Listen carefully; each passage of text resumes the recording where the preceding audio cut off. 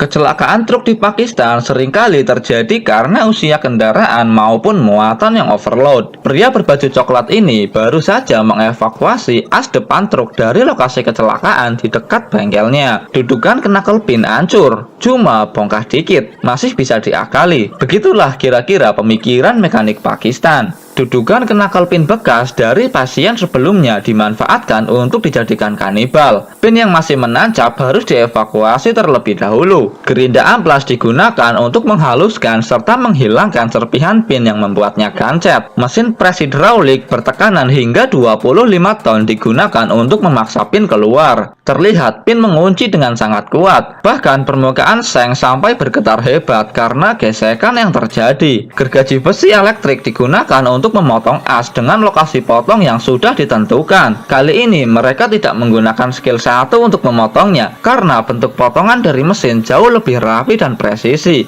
Pengukuran perlu dilakukan untuk menentukan titik potong. Potongan dudukan pin juga disesuaikan untuk memastikan titik potong mencapai akurasi 100%. Titik potong yang sudah ditentukan harus digaris dengan spidol permanen berwarna biru. Selain itu, potong dengan mesin yang sama pada proses sebelumnya. Mesin potong dapat menyemprotkan air secara otomatis, jadi operatornya bisa sambil ngopi dan baca koran. Sebelum disatukan, pengukuran ulang perlu dilakukan sampai benar-benar sesuai. Gunakan penggaris untuk membuat pola yang akan menentukan area potong berikutnya. Walaupun terlihat ngasal, tapi skill pasif beliau sudah diaktifkan, sehingga akurasi dan presisinya tak bisa diragukan.